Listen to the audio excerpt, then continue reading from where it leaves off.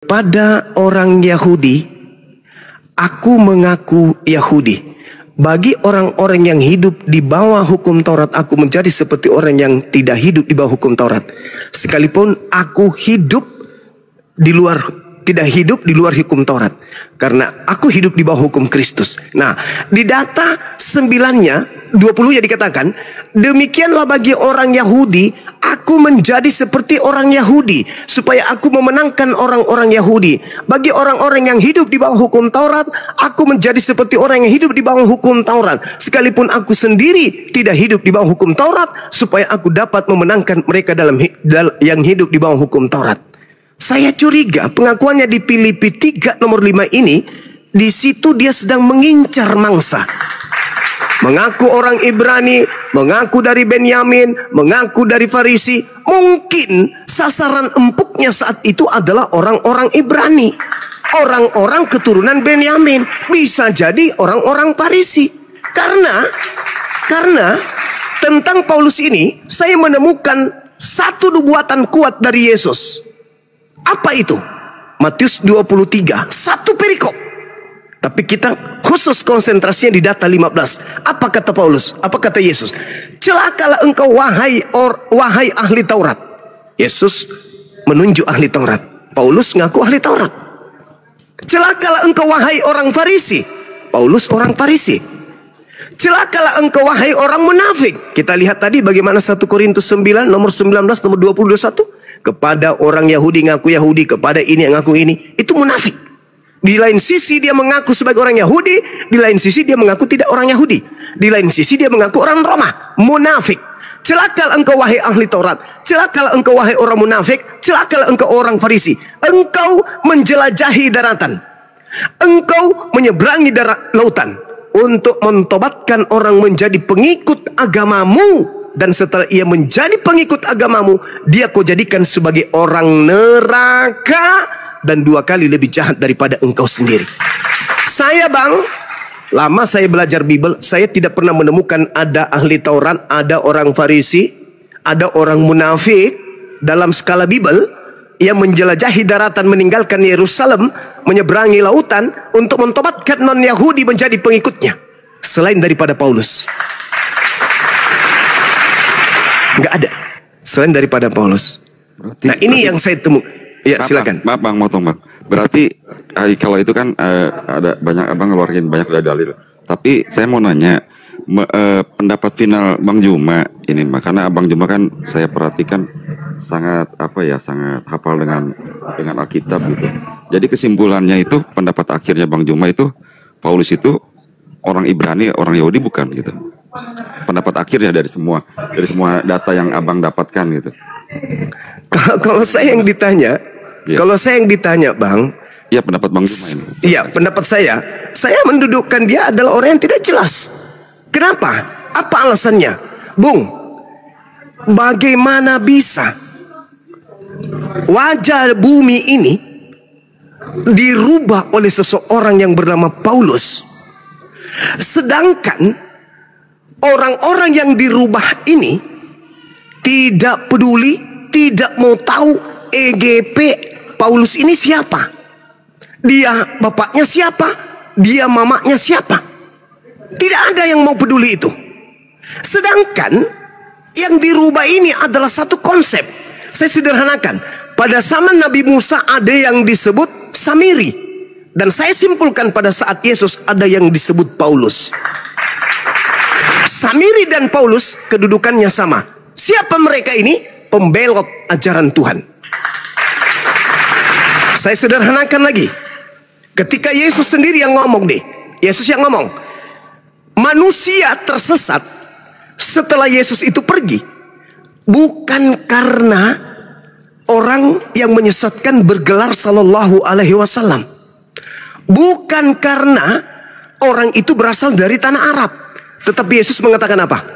Kamu akan disesatkan oleh oknum yang mengaku bertemu dengan Kristus di padang gurun, di dalam bilik rahasia. Paulus, Bung, kalau Anda kaji secara histori, Paulus menulis surat di dalam penjara kamar rahasia, dalam bahasa Yunani Timeo. Tebeong itu adalah bilik rahasia. Paulus menulis surat di sana. Minimal ada 3 surat yang ditulis Paulus dengan mengaku bertemu dengan Yesus. Berarti dia bertemu dengan Kristus dalam bilik rahasia. Di padang gurun ketika dia menuju ke Damsyik, dia bertemu dengan Kristus. Dan Yesusnya mengatakan, waspadalah kepada penyesat yang datang kepadamu. Jadi ketika ada orang berkata ada Kristus di padang gurun, ada Kristus dalam bilik, jangan kamu percaya. Sebab Kristus palsu dan nabi palsu akan datang melakukan banyak mujizat sekiranya mungkin menyesatkan murid-murid pilihan. Saudara, kalau murid pilihan saja disesatkan, bagaimana dengan kita? Apa bukti kesesatan? Sabar sedikit. Apa bukti kesesatannya? Keberhasilan penyesatannya? Kristen kalau ditanya tentang pola konsep Tuhan, kacau bang. Tentang konsep kitab suci, kacau. Tentang kerasulan Paulus, kacau. Tentang ketuhanan Yesus, kacau. Kita diajak kemudian berfantasi di dunia hayal. Angan-angan pencipta langit dan bumi yang begitu kuat dahsyat kemudian turun ke bumi jadi anak-anak. Kita digiring ke sana. Apakah ini bukan bentuk kesesatan? Nyata itu bang, nyata betul. Tidak ada orang yang berakal yang mampu mengatakan itu bukan kesesatan. Pasti. Bagaimana mungkin pencipta langit dan bumi ini diciptakan oleh seorang bayi? Oh, bukan dia yang menciptakan bang. Tadinya sebelum jadi bayi. Nah, berarti Tuhan pencipta langit dan bumi ketika dia sudah menjadi bayi, berarti dia kehilangan kekuasaan. Sedangkan pencipta langit dan bumi itu maha kuasa. Artinya maha itu tidak ada titik, detik, menit, jam, apalagi tahun. Dia kehilangan kekuasaan. Maha itu tak ada hentinya, kekal. Kalau dia maha hidup, hidup kekal. Maha kuasa, kuasa kekal. Maha pencipta, pencipta kekal. Maha perkasa, perkasanya kekal. Maha suci, sucinya kekal. Tidak pernah ada titik di mana dia jatuh dari kemahaannya itu. Sedangkan yang dibawa oleh saudara Kristen, Tuhannya datang ke bumi, jadi manusia, nebus dosa manusia, mati dikutuk di atas tiang salib untuk dosa manusia. Ini ilmu dari mana? Kalau bukan dari ilmu yang ditemukan di padang gurun oleh Kristus yang diserahkan kepada Paulus. Saya kira begitu saudaraku. Silakan mungkin bisa lanjut bang, kepada yang lain. Nanggapin ya bang. Oh iya, boleh. Silakan. Berarti saya ambil kalau mendengar dari abang yang terakhir, berarti kesimpulannya abang sendiri masih bingung ya soal, maksudnya soal ya orang Farisi atau bukan, karena abang menganggap Paulus itu munafik. Jadi seperti Obama lah, ketika dia lagi kampanye mendekati orang Kristen, dia dekat-dekat Kristen, misalkan ke ono-ono gitu ya. Jadi agaknya Bang Juma sendiri nggak bisa mendefinisikan gitu ya, apakah dia Ibrani atau bukannya ya. Begitu ya bang ya, kurang lebih ya bang. Iya. Oke, yang kedua bang, boleh nanya lagi yang kedua bang? Boleh. Begini bang, saya perhatiin, abang juga termasuk sama yang lain-lain juga. Kenapa saya merasa bahwa kenapa Paulus itu sering dijadikan kambing hitam dengan alasan hukum Taurat itu. Nah, yang saya perhatikan bang, pernah saya baca dalam Bible ya, dalam kitab suci kami ya, bahwa Yesus sendiri sering melanggar atau tidak mengindahkan hukum Taurat.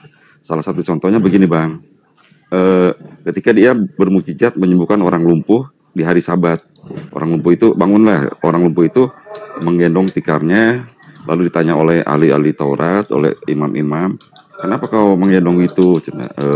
Ini kan hari Sabat, nggak boleh. Itu yang pertama. Yang kedua, pernah dulu pun ahli-ahli Taurat menggosipkan, kok murid-muridnya Yesus itu makan dan minum di hari Sabat, padahal kan nggak boleh. Berarti kalau saya gitu ya berpikiran ya, sebelum Paulus melanggar begitu, Yesus pun sebenarnya udah pernah melanggar atau tidak mengindahkan hukum Taurat tuh bang.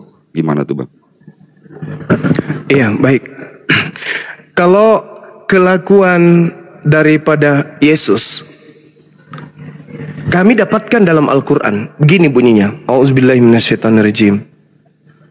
Wa musaddiqan lima baina yaday minat Torah wa li uhilla lakum ba'dalladzi hurrima 'alaikum wa ji'tukum bi ayatin min rabbikum fattaqullaha wa ati'un. Aku Nabi Isa alaihi salam datang kepada kalian Bani Israel sebagai seorang yang membenarkan Taurat yang diwahyukan sebelumku, dan agar aku menghalalkan bagi kamu sebagian dari yang telah diharamkan untukmu. Dan aku datang kepadamu membawa suatu tanda mukjizat dari Tuhanmu. Karena itu wahai Bani Israel, bertakwalah kepada Allah dan taatlah kepadaku. Nah, ini Al-Quran. Bagaimana dengan Yesus? Kenapa engkau membiarkan muridmu kemudian memetik gandum pada hari Sabat? Bukankah Yesus kemudian menuding lantas menunjuk Daud?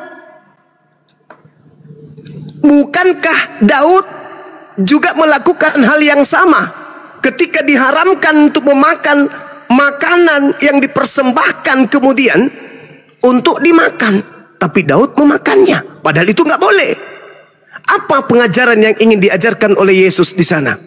Ternyata itu kedudukannya. Lagi-lagi nih, sebagai pandangan seorang muslim yang ditanya, ternyata di Al-Quran haram mutlak hukumnya makan babi, tetapi ada kondisi di mana itu menjadi uzur.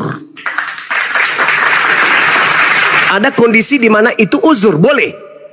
Ketika dikatakan dalam Ulangan 31, jelas sekali di sana Allah melarang bagaimana orang-orang Yahudi itu untuk melanggar.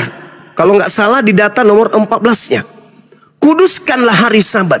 Malah perintah membunuh orang yang mencederai kesucian, kekudusan hari Sabat.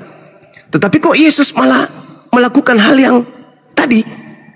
Maka kesimpulan saya, ada unsur di balik setiap hukum Tuhan yang didatangkan oleh para nabi.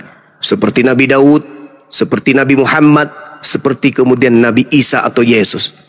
Dia yang mengharamkan, tapi ada kondisi di mana dia membolehkan. Darurat, sama seperti di Islam, larangan berbohong, tapi ada sisi di mana itu dilonggarkan, uzur. Ada uzur yang membolehkan, ada keadaan darurat yang membolehkan. Nah, ini yang terjadi. Murid-murid Yesus memetik gandum hari Sabat daripada mati.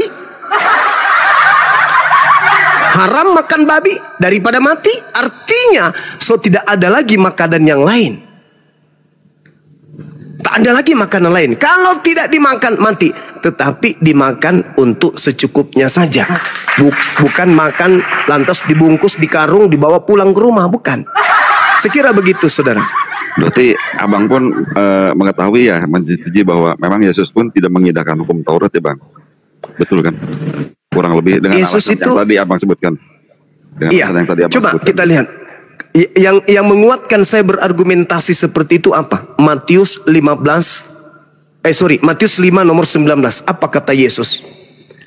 Barang siapa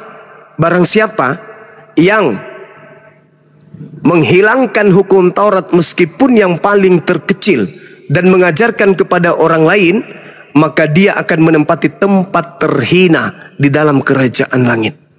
Maka tidak mungkin status Yesus di sana membatalkan hukum Taurat. Tidak mungkin membatalkan perintah daripada kuduskan hari Sabat. Tidak mungkin. Itu karena uzur. Seperti itu bang. Oke, terima kasih bang. Bang, yang sama-sama. Ketiga nih bang. Bang, yang ketiga nih bang, maaf bang. Iya, bang, iya. Saya ngobrol dengan Bang Juma, saya baru nyadari Bang Juma enak diajak bicara sebetulnya. Jadi banyak yang rumor-rumor yang nggak tepat lah semua ada iya. Bang Juma. Sorry. Iya. Sebelum kita lanjut, saya minta maaf dulu. Yang saya maksud tadi tentang hari Sabat itu bukan Ulangan 31, tetapi Keluaran 31 ayat 14. Maaf. Silakan. Siap. Bang, ini yang ketiga. Ya, yang ketiga bang ya. Tadi saya mendengar ada bang-bang di atas mengatakan bahwa orang Katolik itu menyembah patung. Saya mau nanya pendapat pribadi Bang Juma yang sudah pasti bergaul dengan golongan Katolik atau Kristen pasti ya, selain dengan pastinya Muslim itu mah. Apakah abang percaya dengan omongan itu bahwa orang Katolik menyembah patung? Pendapat pribadi Bang Juma. Iya. Jadi gini, saudara. Sama seperti orang Quraisy ketika mereka ditanya, siapa yang menciptakan engkau? Apa kata orang-orang Quraisy? Allah. Lalu ini berhalamu, patung-patungmu ini apa? Oh, karena Allah itu tidak bisa kami lihat, maka kami membuat mediasi sebagai penyambung kepada Allah. Dia bukan Tuhan kami. Ini hanya mediasi saja untuk kami berkomunikasi dengan Tuhan kami. Sama seperti itu. Cuman apesnya, orang-orang Quraisy pra-Islam tidak ada perintah kepadanya jangan bikin patung. Jadi kalau orang Katolik mengatakan kami tidak menyembah patung, oke. Tapi sebelum patung itu Anda buat, dan sebelum Anda menyembahnya atau menuhankannya, atau sekalipun Anda tidak menuhankannya, tapi kan Anda pegang kitabnya Yahudi. Ada perintah, jangan membuat patung bagimu yang menyerupai apapun yang ada di langit, mau apapun yang ada di bumi. Ini larangannya. Larangan pertama. Larangan kedua, kalau toh kamu sudah terlanjur melanggar perintahku yang pertama, jangan kamu sembah. Jangan kau sujud menyembah kepadanya atau beribadah kepadanya, sebab aku Tuhan Elohimmu adalah yang cemburu. Itu poinnya. Yang ketiga, untuk menganulir itu semua, apakah ini pelanggaran bagi Katolik?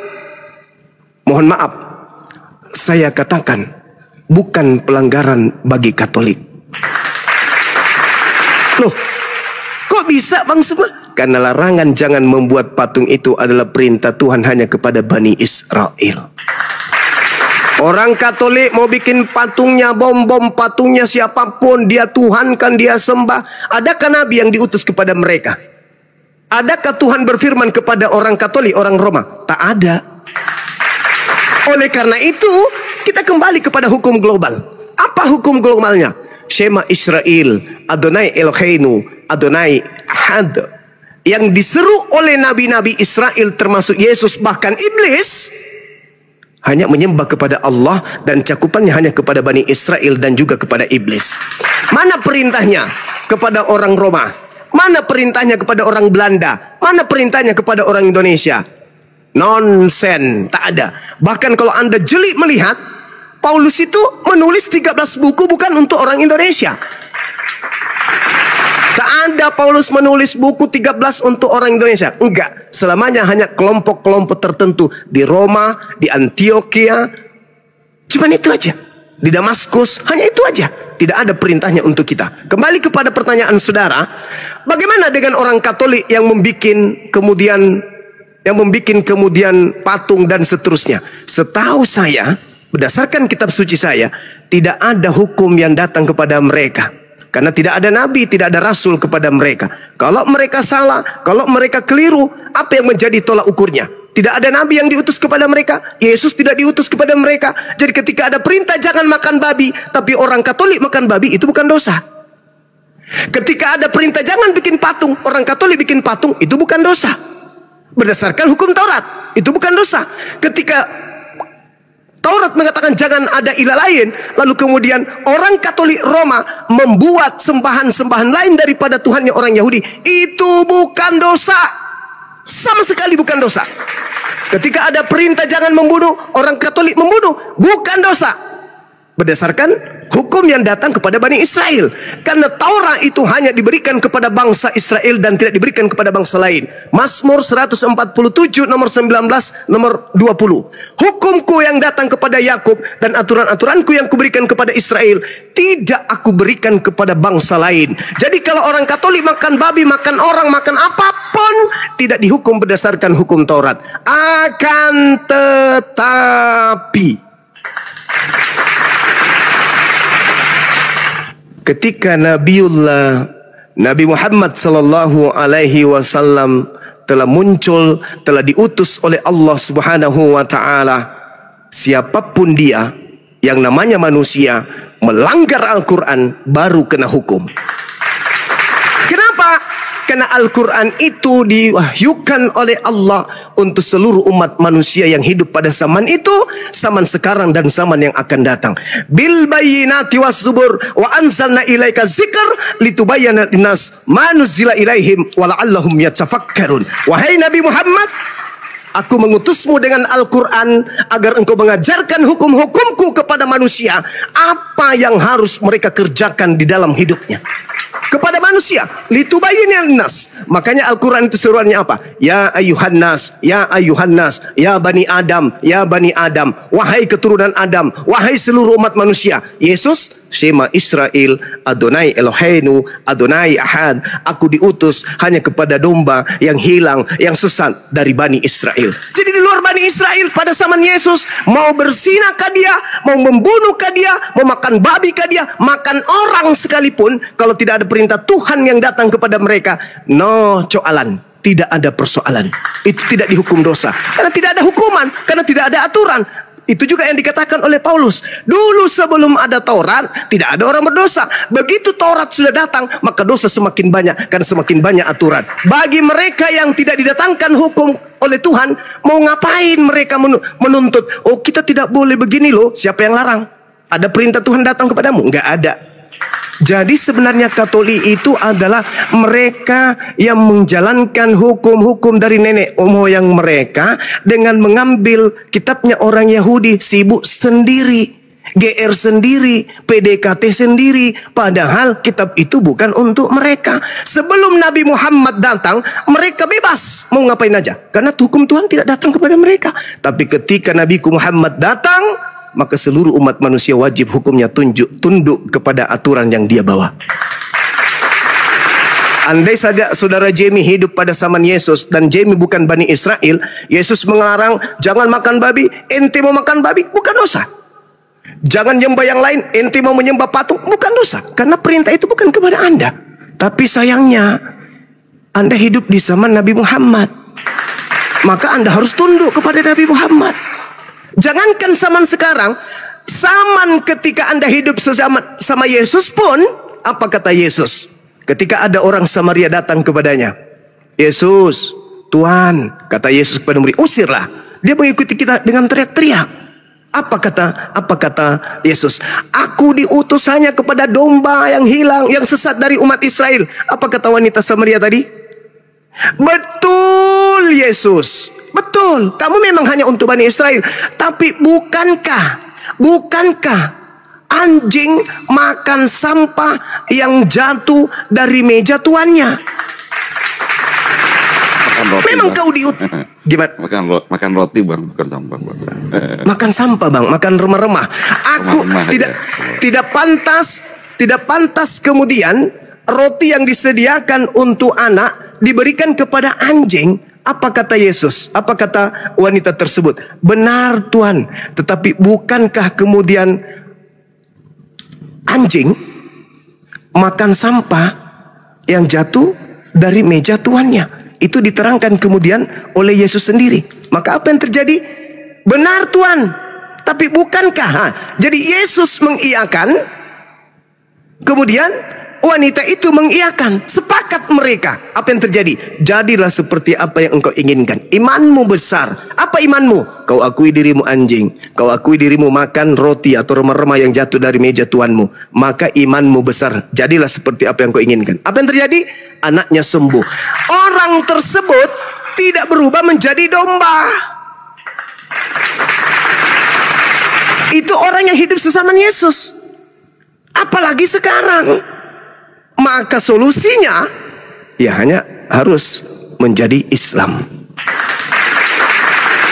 Gak ada yang lain.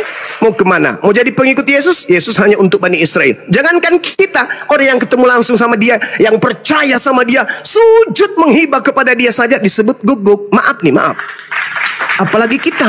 Makanya Yesus berpesan kepada muridnya, waspadalah kepada serigala yang datang kepadamu nyamar seperti domba. Artinya apa? Domba ini kalau kita lihat dalam Yeremia 50:17, yang disebut domba hanyalah Bani Yakub.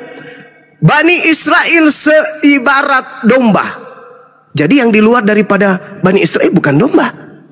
Maka ketika Yesus mengatakan waspadalah kepada serigala yang datang kepadamu nyamar seperti domba, dia akan menyesatkan banyak orang. Maka yang dimaksud adalah non-Yahudi yang nyamar-nyamar menjadi pengikutnya Yesus. Nah sekarang ada dua skala besar. Ada komunitas besar di atas dunia ini yang ngaku-ngaku domba. Orang Yahudi, domba dari Yakub, dan orang Kristen, domba dari Yesus. Kira-kira yang mana yang palsu, yang mana yang nyamar? Yahudi nyamar Yahudi atau non-Yahudi nyamar Yahudi? Silakan Anda renungkan, silakan Anda pikirkan. Saya kira begitu teman-teman. Terima kasih. Aku dulu bertanya, tunggu dulu, aku bertanya. Tadi dibilang Bang Juma, yang melanggar Al-Quran akan dihukum. Kan gitu tadi Bang Juma bilang. Kenapa Allah berkata, berimanlah engkau kepada Taurat, Zabur, dan Injil? Kenapa Abang Juma mengatakan yang melanggar Quran akan dihukum, sementara Allah sendiri mengatakan berimanlah engkau kepada Taurat, Zabur, dan Injil. Nanti diteruskan oleh Jamie dengan The Truth. Baik, saya jawab. Ketika Nabi Muhammad kemudian mendengarkan firman dari Allah, wahai ahli kitab, ya ahlal kitab, lastum ala syai'in hatta tuqimut Torah wal Injil. Wahai ahli kitab, kamu tidak dipandang beragama sedikit pun hingga kamu menegakkan ajaran-ajaran Taurat. Taurat dulu. Taurat mengajarkan Tuhan akan mengutus seorang nabi yang sama seperti Nabi Musa, di mana Tuhan akan menyimpan firman-Nya dalam mulutnya. Di data nomor 19-nya dikatakan Bismi Anoki. Nabi itu setiap berucap dia akan mengawali ucapannya dengan Bismi Anoki, dengan menyebut namaku. Nabi Muhammad setiap kali menerima wahyu diawali dengan Bismillahirrahmanirrahim. Aku akan menyimpan firmanku di mulutnya. Dia seperti Musa. Lalu dia mengatakan bahwa Nabi itu akan mengucapkan apa yang didengarkan. Dia tidak mengucapkan apa yang tidak datang dariku. Nah, sekarang hal ini dibenarkan. Terlalu jauh kita kepada ulangan. Coba yang dilakukan kemudian oleh Lukas dalam pemberitaannya Kisah Para Rasul 3 nomor 22-23. Bukankah di dalam kitab Taurat Musa dikatakan bahwa Tuhan akan mengutus seorang nabi yang sama seperti Nabi Musa, dan akan terjadi barang siapa yang tidak mendengarkan nabi tersebut akan dibasmi dari umat kita.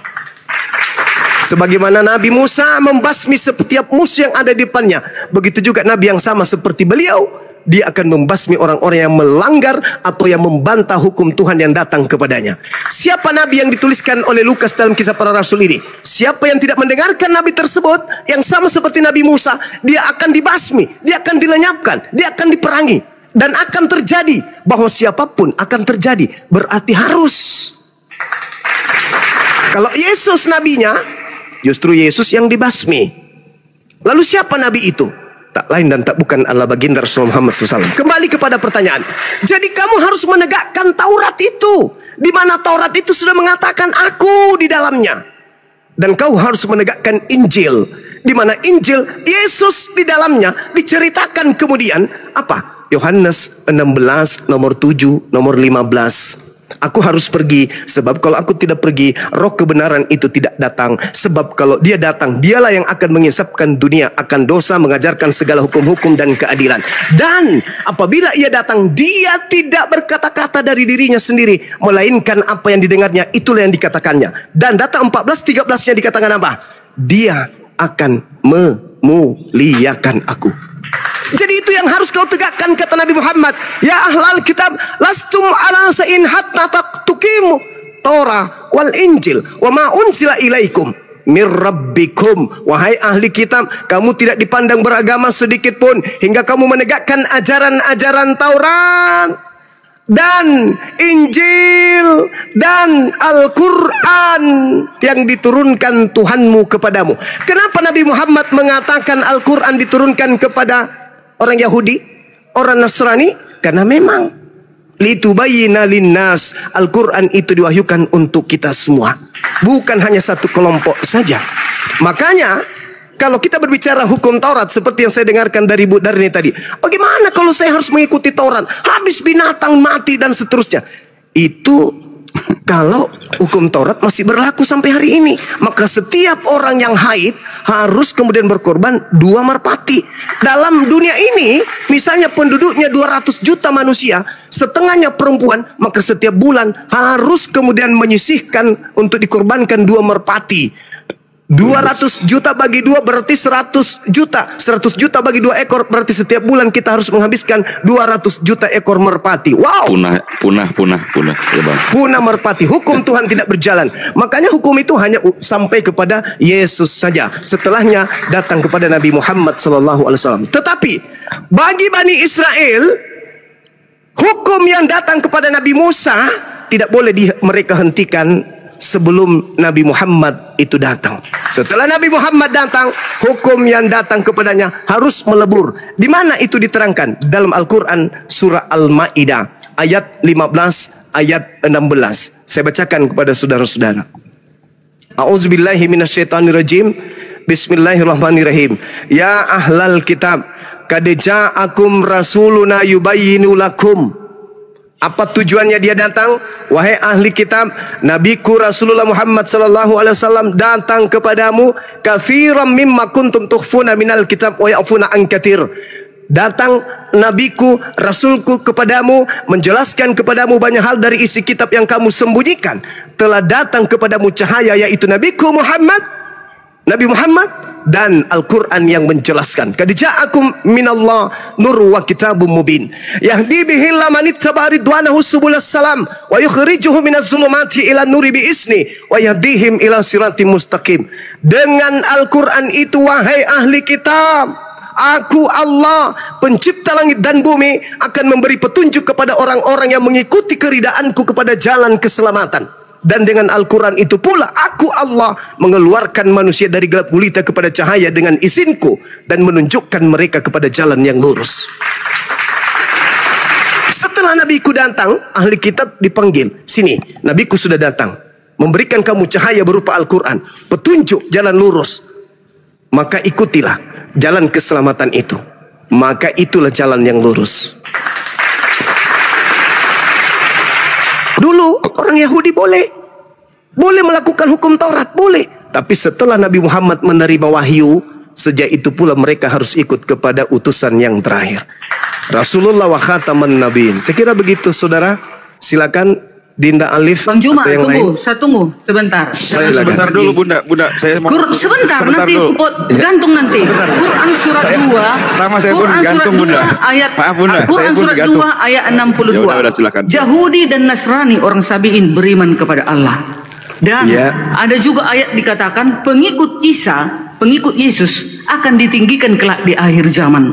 Kenapa tadi Bang Juma mengatakan yang melanggar Al-Quran akan dihukum?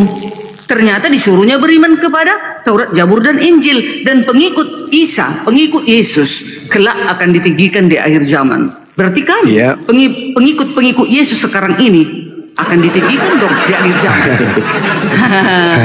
Haleluya. Baik. Gitu. Lanjut. Baik. Oke. Baik.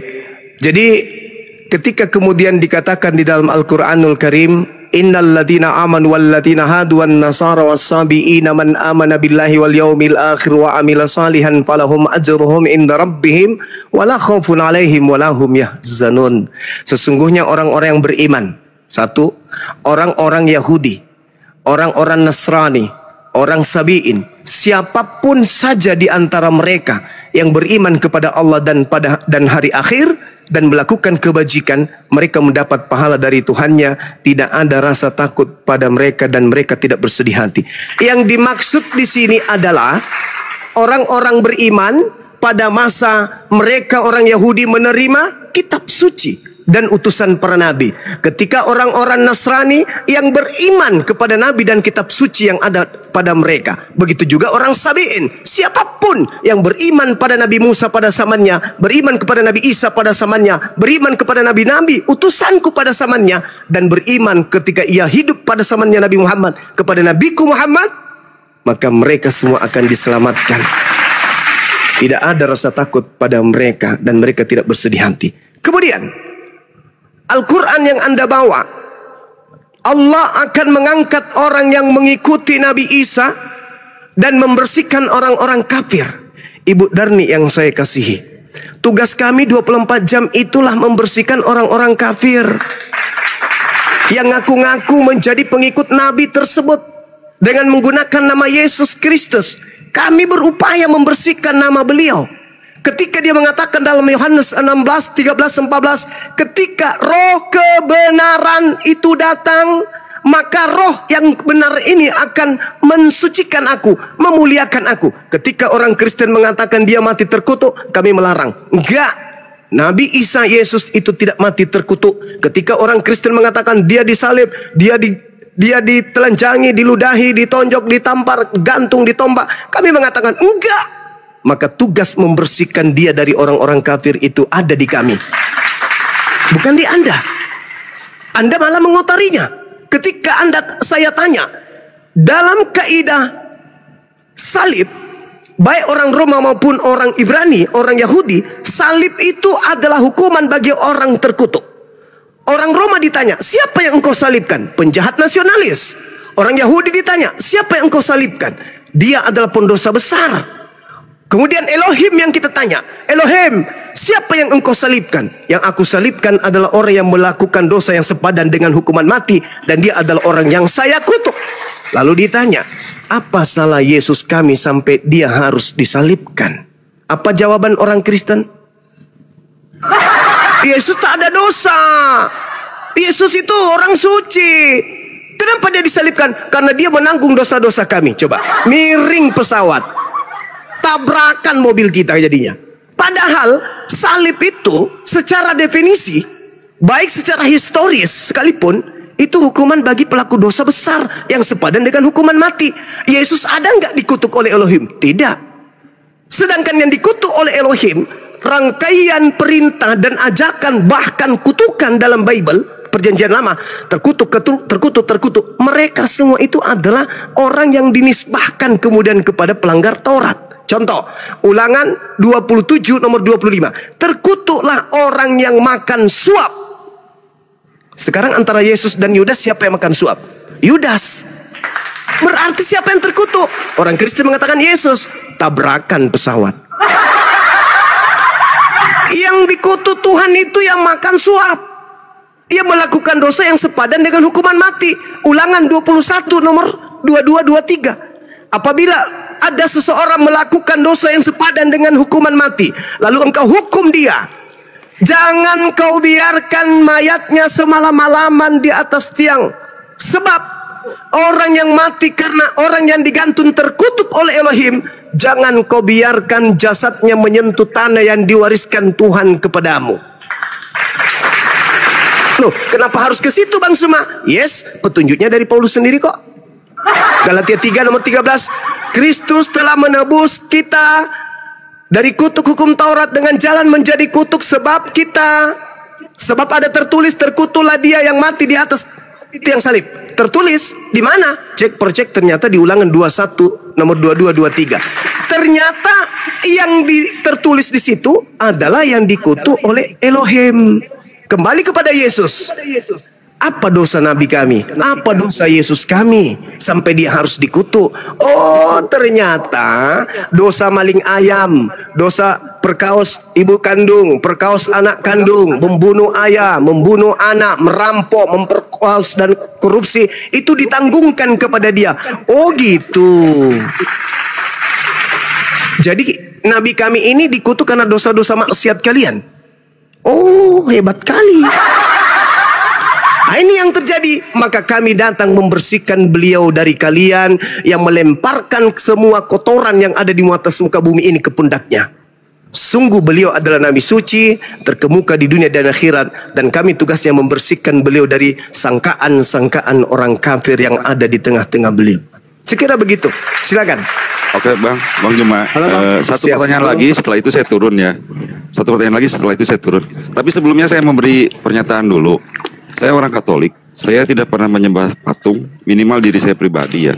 Jadi kalau ada orang berkata orang Katolik menyembah patung, itu sesat dan menyesatkan. Saya pernah merusak satu patung Yesus, tangannya patah sama saya, satu salib pernah jatuh. Berarti kalau saya menyembah patung seperti itu, mungkin saya udah masuk neraka tingkat berapa nanti di hari akhir ya. Tapi saya tidak merasa seperti itu. Jadi tolong jangan sesat menyesatkan lagi untuk yang di atas. Oke Bang Juma, pertanyaan terakhir ya. Bang, siap. Maaf nih Bang, saya senang sekali bisa ngobrol langsung dengan Abang nih. Enak banget, enak. Semoga sukses Bang. Ini pertanyaan terakhir Bang. Amin. Saya udah melihat abang ini ibaratnya fasih banget, baik itu dalam Quran maupun dalam Alkitab. Makanya tadinya saya mau nanya sama Bang Tahta, cuman dia udah keburu turun. Nah kebetulan ada Bang Juma udah turun lagi. Oh abang orang yang paling layak. Saya mau nanyakan gini Bang, menurut pengalaman abang, menurut pengetahuan abang yang udah fasih di dua ajaran gitu, menurut abang pribadi, apakah namanya Yesus Kristus itu orangnya sama dengan Nabi Isa alaihissalam Bang? Itu aja. Oke. Terus sama sebabnya kenapa, diterangkan sebabnya kenapa gitu Bang. Itu terakhir Bang. Baik. Makasih ya Bang. Baik. Dalam tradisi agama Samawi, Yahudi, Nasrani, Islam, kita menemukan keadaan di mana pernah diutus seorang nabi lahir tanpa ayah. Jadi oknum yang kita ceritakan ini sama dalam posisi tersebut. Lahir tanpa ayah, kita ceritakan oknum yang sama dengan konsep teologis yang berbeda. Teologi yang berbeda. Kami mengatakan dia tidak disalib, saudara Kristen mengatakan tidak disalib. Itu poin yang pertama. Yang kedua, artinya ketika Islam dengan Al-Qur'annya ini beriman bahwa dia adalah Nabiullah yang diutus kepada Bani Israel, lahir tanpa ayah. Kami kemudian mendengarkan wahyu dari Al-Qur'an. Surah Al-Maidah ayat 116, apa kata Allah? Wa isqalallahu ya Isa bin Maryam, a anta qulta linnas tahizuni wa ummi. Wahai Nabi Isa, apakah engkau yang mengajarkan manusia untuk menuhankan dirimu selain daripada aku? Apakah kau yang mengajarkannya? Nabi Isa mengatakan, qala subhanaka ma yakunu li an aqula ma laysa li bihaqq. Nabi Isa mengatakan, maha suci engkau ya Allah, aku tidak mengatakan apa yang bukan hakku untuk aku katakan dan aku sampaikan. Apa yang aku sampaikan kepada mereka? Ma qultu lahum illa ma amartani bi ani abudullah rabbi wa rabbakum. Aku hanya mengatakan kepada mereka, sembahlah Allah Tuhanku dan Tuhanmu. Lambat laun saya bertumbuh menjadi seorang Muslim. Saya baca Bible. Ternyata Yesus mengatakan di dalam Yohanes 12:49, aku berkata-kata bukan dari diriku sendiri. Apa yang aku katakan adalah apa yang diberikan Tuhan untuk aku katakan dan aku sampaikan. Itu yang aku katakan. Dan aku juga menemukan di dalam Yohanes 20, wahai Maria, jangan kau sentuh aku, tapi pergilah kepada saudara-saudaraku, katakan kepada mereka, aku akan pergi kepada Tuhanku dan Tuhanmu. Ma qultu lahum illa ma amartani bi ani abudullah rabbi wa rabbakum, Tuhanmu dan Tuhanku. Yohanes 4 nomor 22, aku dan muridku menyembah Tuhan yang kami kenal, dan kalian menuhankan apa yang kalian tidak kenal. Ini melalui proses perjalanan. Lalu kemudian bagaimana dengan pertanyaan? Apakah sama? Dari pola yang Anda dengarkan tadi jelas sama. Nah, apakah ada yang bisa membantu untuk lebih menguatkan? Ada. Di mana itu? Al-Quran. Wa idza husiran nasu kanu lahum bi ibadatihim kafirin. Pada hari terakhir nanti, apa yang mereka sembah selain daripada aku akan menjadi musuh bagi mereka. Dan pujian-pujian yang mereka lontarkan kepada yang mereka sembah selain daripada aku akan diingkari oleh dia yang disembah selain daripada aku. Saya dalam proses belajar mendewasakan saya tentang Al-Quran ini, lagi-lagi saya temukan di dalam Bible Matius 7 nomor 22-23. Pada hari terakhir nanti banyak orang memanggil aku Tuhan. Akankah kami bernubuat demi namamu, mengusir setan pakai namamu, bermujizat pakai namamu? Pada hari itulah aku akan berterus terang kepada mereka, enyahlah daripadaku, aku tidak mengenal engkau, kalian semua adalah pembuat kejahatan. Al-Quran saya mengatakan itu, berarti ketika saya ditanya, yang dibahas Al-Quran itu adalah yang diceritakan oleh pewarta di dalam Bible. Yang terakhir, Al-Quran saya menceritakan oknum tersebut. Apa kata Quran?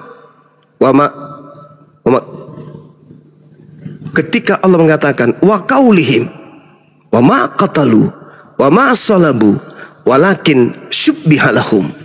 Mereka tidak membunuhnya, mereka tidak menyalibkan, tetapi mereka diserupakan dengan keadaan tersebut. Artinya penyaliban itu terjadi, pembunuhan itu terjadi sesuai dengan keadaan yang mereka alami, tetapi bukan Nabi Isa yang mereka bunuh. Nah, bagaimana dengan Bible? Rupa-rupanya Bible kalau ditanya tentang Yesus dan Nabi Isa, kesamaannya sudah saya paparkan. Ternyata Yesus berpesan agar waspada kepada yang palsu. 2 Korintus 11 nomor 4 Paulus mengatakan ada Yesus lain. Matius 24 nomor 23, 24, 25, 26 ada Yesus lain. Yesus mengatakan ada Yesus lain selain daripada aku. Paulus mengatakan ada Yesus lain selain yang Paulus ajarkan. Berarti ada dua. Berarti wa ma qatalu wa ma salabu walakin syubbiha lahum. Benar, berarti ada dua. Ada yang mereka kira Yesus, tetapi bukan Yesus. Waspadalah kepada penyesat yang datang kepadamu dengan memakai namaku dan berkata akulah Kristus. Mereka akan menyesatkan banyak orang. Jadi apabila ada orang berkata ada Kristus di sini, ada Kristus, dan jangan kamu percaya. Sebab Kristus palsu dan nabi-nabi palsu akan muncul dan akan melakukan banyak mujizat sekiranya mungkin menyesatkan orang-orang pilihan juga. Camkanlah, aku telah mengatakannya kepadamu terlebih dahulu. Jadi apabila ada orang berkata bertemu dengan Kristus di gurun, Kristus dalam bilik, jangan kamu percaya. Wow, berarti Yesus mengatakan ada Kristus palsu. Berarti Al-Quran tidak salah dengan mengatakan mereka diserupakan untuk mereka tentang keadaan penyaliban tersebut. Wa ma qatalu wa ma salabu walakin syubbiha lahum.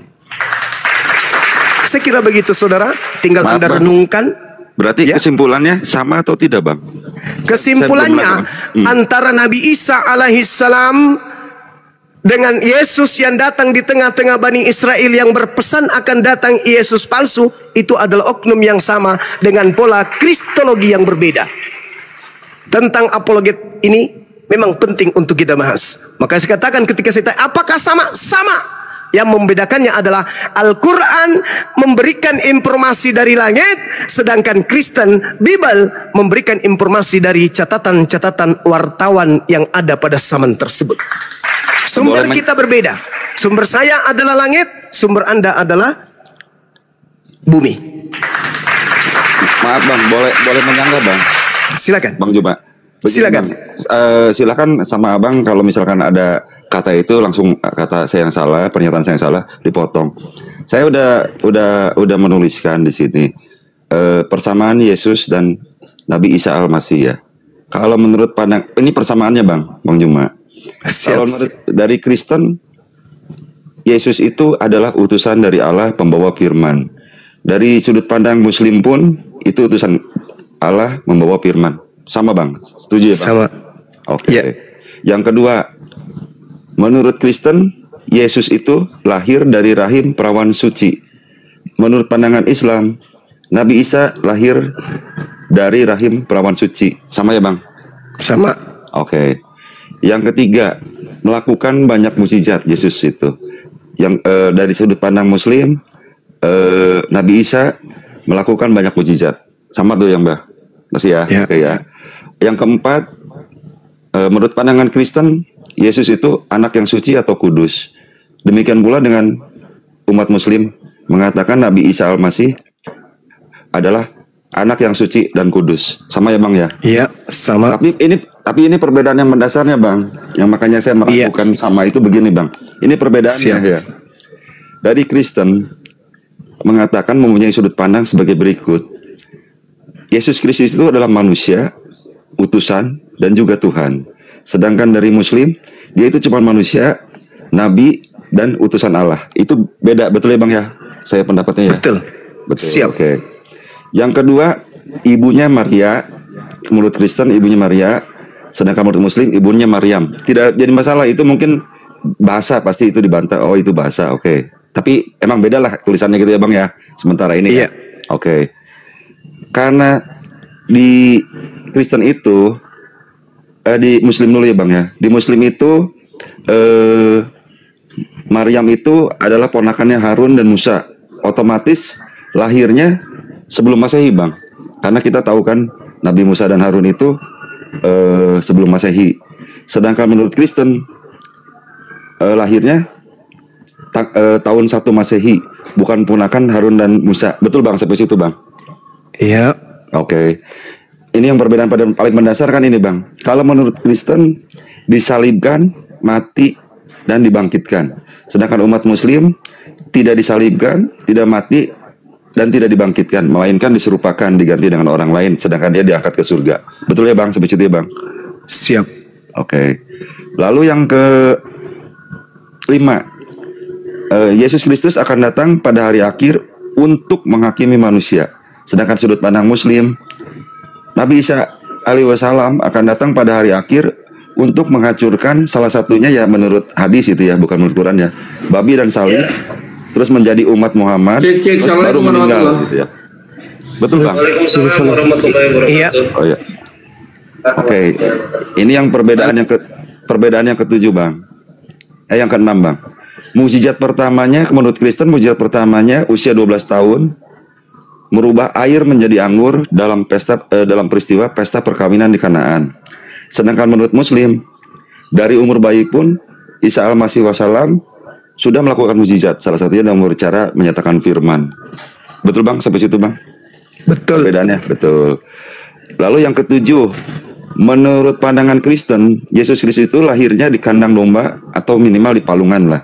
Sedangkan menurut pandangan orang Muslim, Yesus Kristus itu lahirnya di bawah pohon kurma. Oke sampai situ Bang? Oke. Oke. Lalu Sudah? belum Bang. Oh iya. Belum, Bang. Sebentar lagi Bang, masih ada 10. Dua lagi Bang. 3 lagi Oke. Bang. Oke. Sebentar ya Bang, maaf ya Bang ya. Terus di sini menurut Kristen silsilahnya lengkap sebagai turunan Daud. Sedangkan di Muslim silsilahnya tidak terlalu disebutkan, cuma disebutkan dari keluarga Ali Imran. Oke Bang ya, sampai situ ya Bang ya. Siap. Oke. Yang ke-10 dia menurut Kristen lahirnya di Bethlehem, di daerah Yudea, di tanah Israel. Sedangkan umat Muslim lahirnya di daerah Palestina. Oke. Nah, udah itu aja Bang. Menurut saya, Oke. ini pendapat Iya, saya. iya. Persamaannya itu cuman maksudnya bukan jumlahnya ya Bang ya. Cuman yang hal-hal sepele, tapi perbedaan itu sudut pandang dari Kristen dan Muslim itu sangat fundamental gitu Bang. Sangat apa ya? Sangat penting banget. Jadi kalau saya pribadi menarik kesimpulan, saya pribadi ya Bang ya, Yesus Kristus itu sama Nabi Isa itu persamaannya kecil banget Bang, gitu. Tapi silakan disanggah oleh Bang Juma. Iya, baik. Bismillahirrahmanirrahim. Ini sesi terakhir ya Bang ya. Di sini juga sudah mau Iya terakhir, setuju Bang. Sudah nanti yang lain. kalau masih ada yang ingin kita bahas silakan aja kapanpun. Terima Jadi kasih gini. Bang, terima kasih Bang. Baik. Ketika Nabi Muhammad menceritakan oknum yang tadi ada sisi kesamaannya dengan yang saudara paparkan. Apa sumbernya? Dari mulut ke mulut? Bukan. Dari isu-isu yang didengar dari kuping ke kuping? Bukan. Lalu dari mana? Dari wahyu Al-Quran menceritakan waskur fil kitabi Maryam izin tabasat min ahliha makanan syarqiyah. Wahai Nabiku Muhammad, ceritakanlah kisah Maryam di dalam Al-Quran ini ketika dia mengasingkan diri dari keluarganya ke suatu tempat yang ada di sebelah timur Baitul Maqdis. Jadi Nabi Muhammad mendapatkan cerita-cerita goib dari pencipta langit dan bumi, bukan dari mulut ke mulut, kuping ke kuping, bukan. Itu yang pertama. Jadi ketika Yesus itu Anda tuhankan, Yesus membantah tentang itu. Apa bantahannya? Coba Anda catat nanti, Anda renungkan. Ketika Yesus mengatakan Yohanes 17 nomor 8, segala firman yang engkau berikan kepadaku telah aku sampaikan kepada mereka. Mereka murid dong, bukan Kristen.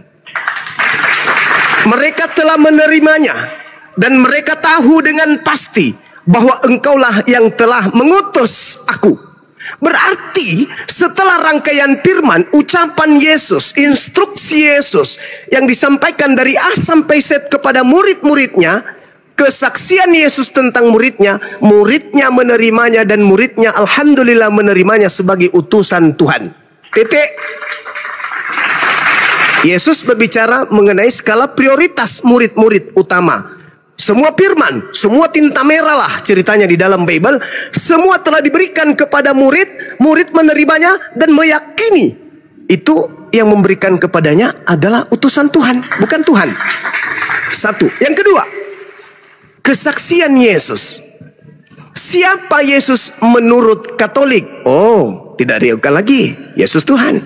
Siapa Yesus menurut Paulus? Oh, sudah pasti Yesus adalah Tuhan yang turun ke bumi, mengambil rupa manusia, tidak mempertahankan keteosannya, melainkan mengosongkan diri dan mengambil rupa hamba. Jelas itu. Tapi apakah itu yang menjadi rujukan? No. Yang menjadi rujukan adalah lisannya Yesus. Siapa Yesus menurut Yesus? Baca Yohanes 5 nomor 36.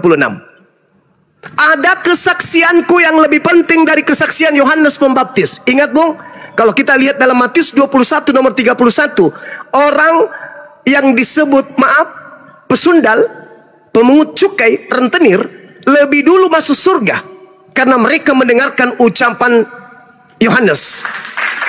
Tidak ada salib-saliban, nggak ada. Kata Yesus, pesundal dan pemungut cukai lebih pertama, lebih utama, lebih duluan masuk surga karena mereka mendengarkan ucapan Yohanes. Begitu tingginya Yohanes ini. Tetapi jatuh posisi Yohanes ketika Yesus mengangkat bicara dan mengangkat kesaksian. Ada kesaksianku yang lebih penting dari kesaksian Yohanes. Bahwa semua mukjizat yang aku lakukan, semua pekerjaan yang aku lakukan, pekerjaan itu yang aku lakukan sekarang dan pekerjaan itu yang bersaksi tentang aku bahwa Bapa yang telah mengutus aku. Wow. Di depan muridnya, menurut Yesus, dirinya utusan Bapa. Di depan dirinya sendiri, kesaksiannya, dirinya adalah utusan Bapa.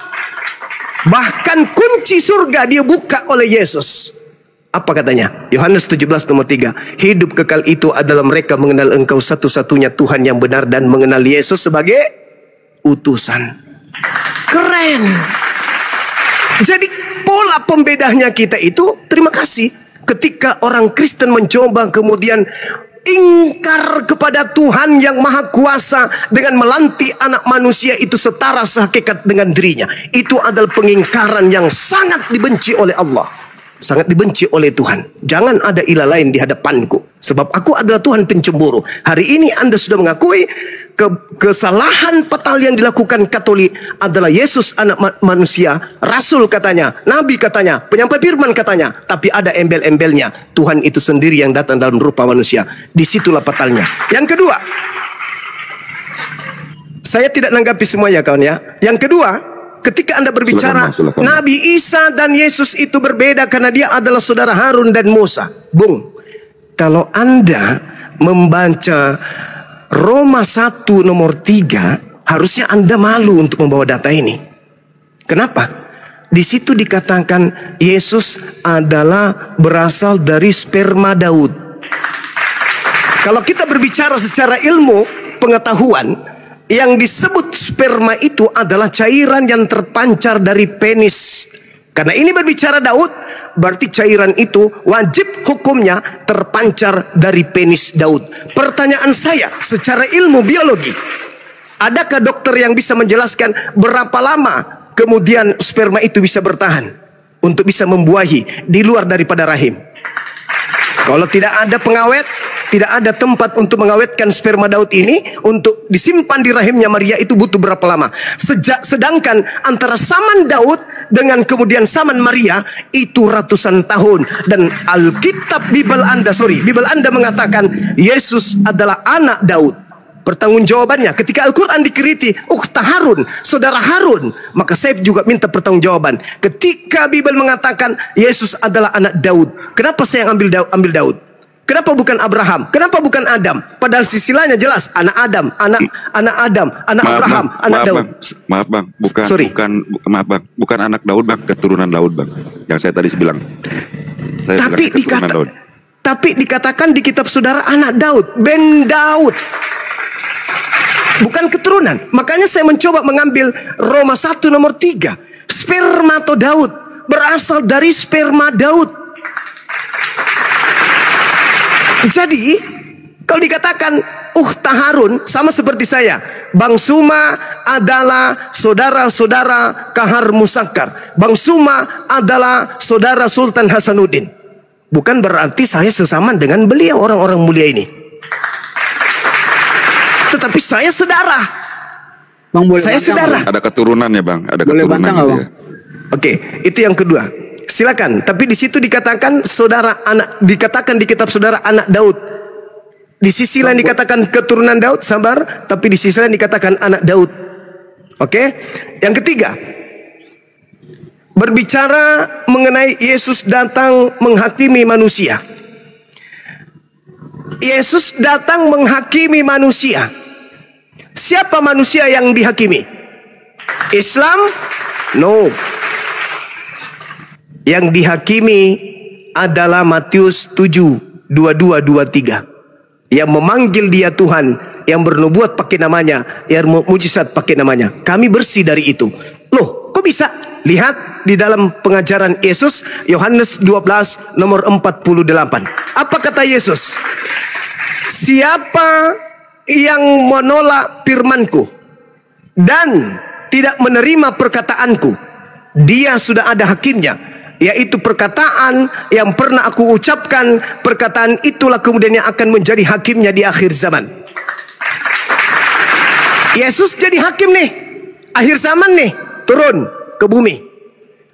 Pola yang ada di dalam Yohanes 12:48, barang siapa yang menolak aku dan tidak menerima firmanku, dia sudah ada hakimnya. Siapa hakimnya? Segala firman yang pernah aku ucapkan, itulah kelak yang akan menjadi hakimnya di akhir zaman. Sekarang Islam tidak menyembah Yesus, Islam tidak menuhankan Yesus, Islam tidak beribadah kepada Yesus, Islam tidak menghakikatkan Yesus dengan pencipta langit dan bumi. Karena memang Yesus tidak pernah mengatakan itu, bahkan mengucapkan bahwa dia adalah utusan Tuhan. Sekarang Kristen yang dihakimi. Ada nggak ucapan Yesus dulu? Jadilah Kristen, jadilah Katolik, jadilah Advent. Ada nggak ucapan Yesus dulu? Aku datang untuk menebus dosa-dosa Adam. Ada nggak ucapan Yesus dulu? Ibadahlah minggu, makanlah babi, sembahlah aku, ibadahlah kepadaku. Ada? Tidak ada. Itulah fungsinya beliau datang menghapuskan semua pola yang dibawa oleh Kristen, salib, babi, dan seterusnya. Terus yang kemudian terkait dengan kedatangan dia menghakimi, Anda lihat di dalam Al-Quran apa yang diterangkan dalam Al-Quran surah As-Sukruf ayat 61. Allah Subhanahu wa taala menjelaskan apa? Wa innahu la ilmul lis-sa'a fala tamtarunna biha wattabi'un.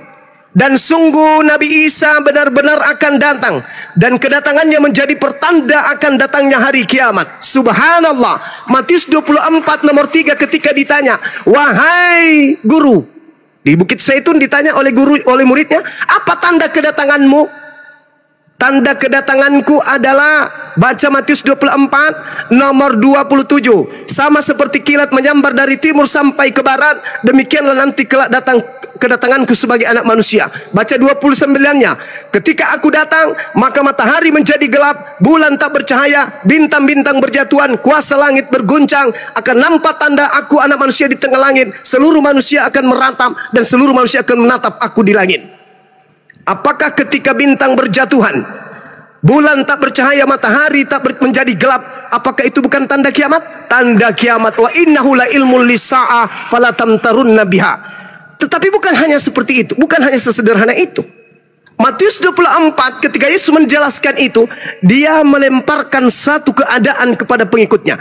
Jadi apabila ada orang mengaku bertemu dengan Kristus dengan di padang gurun, di dalam bilik, tapi tidak disertai tanda-tanda tersebut, matahari gelap, bulan tak bercahaya, bintang beratuan, jangan kamu percaya, itu bukan aku. Aku datang dengan tanda-tanda tadi, tanpa tanda-tanda tadi. Meskipun 1 miliar orang mengaku bertemu dengan aku, jangan kau percaya. Itu yang ketiga. Yang keempat, yang terakhir, saya tidak ingin menanggapi semuanya, saudara-saudara, karena itu saya rasa gampang untuk Anda pahami sendiri. Lahir di bawah pohon kurma. Kalau kita melihat benar tidaknya Yesus ini lahir di bawah pohon kurma atau dia lahir di kandang binatang. Nanti polanya ketika ia datang dia akan memuliakan aku. Mengatakan dan mengabarkan dia lahir di kandang binatang itu memuliakan atau menghinakan? Menghinakan. Al-Quran datang mengatakan dia dilahirkan di alam yang asri. Udara segar, harum, aroma yang sangat mengenakkan hati. Dia lahir di sana. Tidak ada yang bisa kemudian membuktikan secara histori ini. Ini nggak ada. Begitu juga Kristen. Sudah tak ada kandangnya. Tak ada kandang yang kemudian bisa dibuktikan bahwa itu tempatnya Yesus lahir. 2000 tahun yang lalu. Nabi Muhammad menceritakan hal yang 2000 tahun yang lalu. Maka apa polanya? Kita kembali. Kita lihat Ulangan 34 nomor 4. Dan berfirmanlah Tuhan kepadanya, inilah negeri yang kujanjikan dengan sumpah kepada Abraham, Ishak dan Yakub. Demikian kepada keturunanmu lah akan kuberikan negeri ini. Aku mengizinkan engkau melihatnya dengan matamu sendiri, tetapi engkau tidak akan menyeberang ke sana. Hakim-Hakim 1 nomor 16. Keturunan Hobab, ipar Musa, orang Keni itu maju bersama-sama dengan Bani Yehuda dari kota pohon kurma ke padang gurun Yehuda di tanah Negeb dekat Arad. Lalu mereka menetap di antara penduduk di sana. Hakim-Hakim 3:13. Raja ini mengajak Bani Amon dan Bani Amalek menjadi sekutunya. Lalu majulah ia dan memukul orang Israel kalah. Kota pohon kurma diduduki oleh mereka. Tempat orang Israel adalah kota yang disebut sebagai kota pohon kurma. Hakim-Hakim 4 nomor 5. Ia biasa duduk di bawah pohon kurma. Deborah antara Rama dan Betel di pegunungan Efraim, tempat Yesus bersembunyi. Ingat saudara, Yohanes 11 nomor 54, Yesus bersembunyi di suatu tempat yang bernama Efraim. Dan orang Israel menghadap dia untuk menghakimi kepadanya. 2 Tawarik 28:15. Dan orang-orang yang ditunjuk dengan sebutan nama bangkit lalu menjemput para tawanan itu. Semua orang yang ditelanjangi oleh mereka berikan pakaian dari rampasan itu. Orang-orang itu diberi pakaian, kasut, makanan dan minuman. Mereka diurapi dengan minyak dan semua yang terlalu payah untuk berjalan diangkut dengan keledai dan dibawa ke Yeriko, ke kota pohon kurma dekat saudara-saudara mereka. Sesudah itu orang Israel itu pulang ke Samaria. Nehemia 8 nomor 16. Dan bahwa di semua kota itu dan di Yerusalem harus disampaikan berita dan pengumuman yang berbunyi, pergilah ke gunung, ambillah daun pohon zaitun, daun pohon minyak, daun pohon murad, daun pohon kurma, dan daun dari pohon-pohon yang rimbun, guna membuat pondok-pondok sebagaimana yang tertulis. Jadi jejak histori yang ada kepada Bible, orang-orang Israel itu hidup di kota yang disebut kota pohon kurma. Ada nggak mereka hidup di kota yang penuh dengan kandang binatang? Pohon kurma. Dan silakan Anda buktikan sendiri.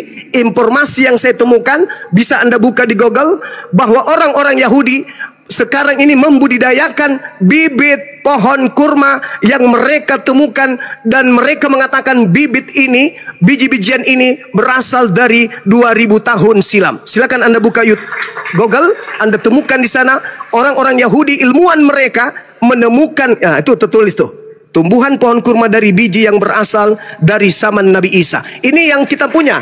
Coba yang asing, yang netral. Di situ ditemukan bahwa para pakar menemukan biji-bijian dan mereka melestarikan sekarang ini tumbuh pohon kurma yang hidup 2000 tahun yang lalu. Kalau saya mencari sedikit lagi, kalau saya mencari jejak, maka saya akan menemukan data itu di Bible. Tapi kalau saya mencari jejak di Bible tentang kandang domba, saya tidak temukan itu.